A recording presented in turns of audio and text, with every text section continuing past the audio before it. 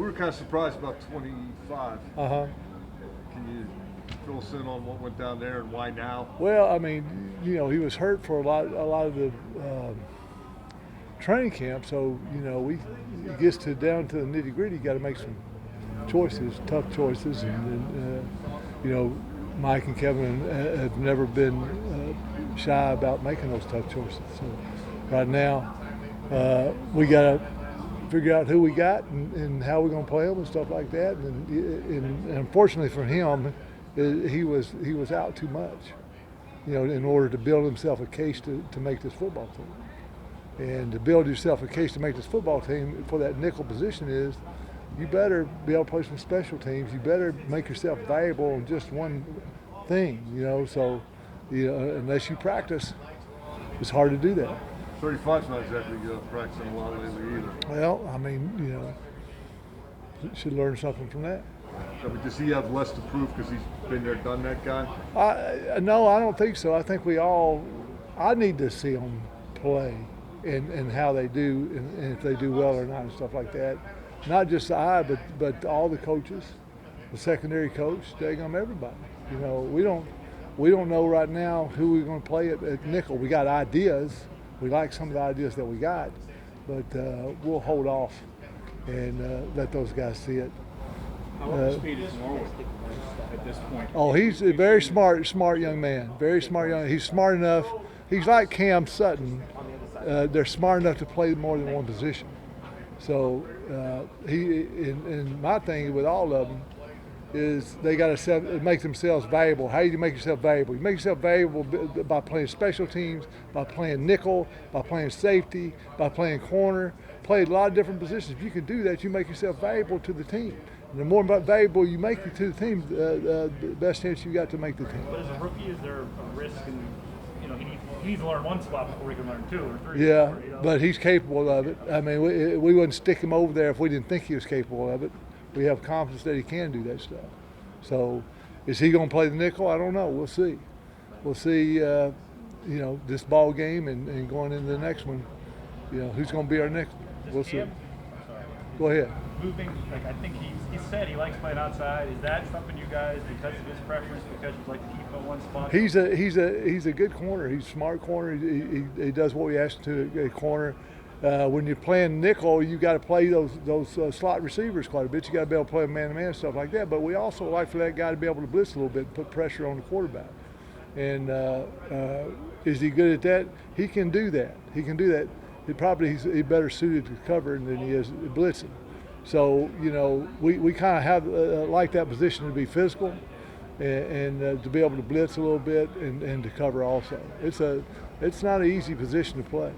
Keep the communication yet with Steph? If he's going to be able to play the first game against Buffalo, any communication with him, or where he's thinking? No, there's no communication problems. Have you been in communication with him about his plans to come back? Who's that? Stephon Tuitt. Oh yeah. It's not a problem. He's here all the time. He's always to the meetings and stuff like that. When is he coming back? Is when we need him to come back. And does he need to come back and get in shape, stuff like that? Sure he does. But we're not concerned about it right now. Hopefully next week we'll get him back. We'll see. We'll see what happens. Sutton played in the slot previously. It was a lot of times the dime defensive back. Is there a guy that... There's a difference in a nickel and a dime. Yeah, is there a guy that you see fitting into that role best right now? Well, right now our 2 inside linebackers are fitting best in that role. And that's a nickel for us, not a dime package. Dime package for us is 4 DBs, 2 safeties, and a linebacker.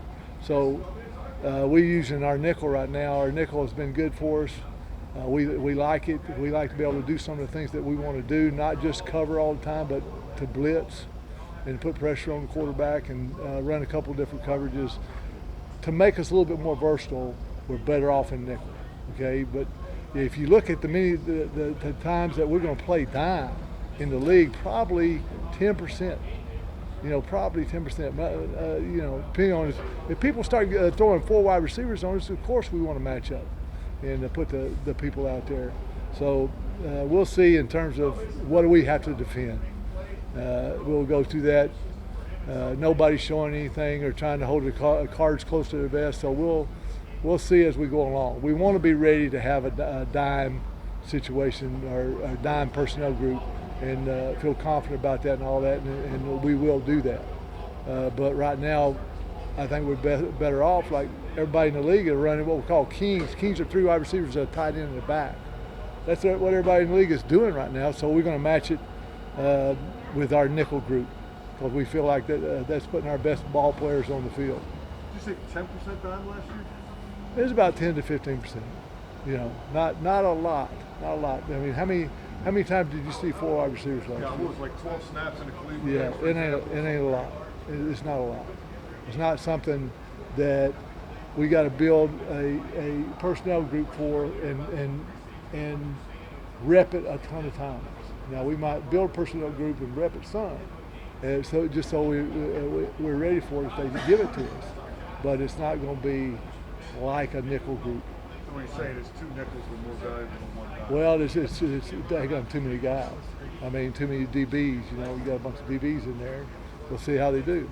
If we got anybody that's good blitzers, we'll stick them in there, nickel and stuff like that. We want to pressure. We just don't want to daggum play blasé football. We want to get out there and get after people. So if we can find a guy to do that, better off we're going to be. Obviously, it doesn't look like TJ is going to get a preseason game in. Does that give you any pause or concern, or do you feel like he'll be ready regardless? I think he'll be ready cardiovascular. What I mean by that is this. The only way you can daggum get in hitting shape is you got to hit. You can't do nothing else. There's nothing else you can do. You got to hit to do that. And if he don't get the hitting in before we go in the first game, then we got to be careful of how we use him and make sure that we keep him healthy as much as we can. And the biggest thing for me is, hey, the hitting shape part of it. You can't duplicate that until you put the pads on and go out and play. And he hasn't done that yet. So Can you do that here? what? Can you do that here in practice, or does it have to? Well, you got to do it in practice to have pads on. How many times we had pads on? We only had a certain number of times we could have pads on according to the collective bargaining agreement for preseason. So, you know, we want to You get put like in. 1 shot before the Bills? Or? Well, we'll see. We'll see. I think we have one. Yeah, like you said, 1 practice, and that'll be it. You just line them up and hit them like. No, I'm gonna go over and smack him a couple times. You know what I mean? No. Is that allowed in the CBA? No, not really. Not really. Head No. slap is out for the coaches No, too? That's no, can't do it. Can't Can't do do that. Can't do that. That's not. Wouldn't be a good idea. The thing that's hard though is gauging him physically. You know, as to where he's at and stuff like that. If he hadn't been hitting, which he hadn't been hitting. You know, but you know he's got to do what he thinks is right for himself.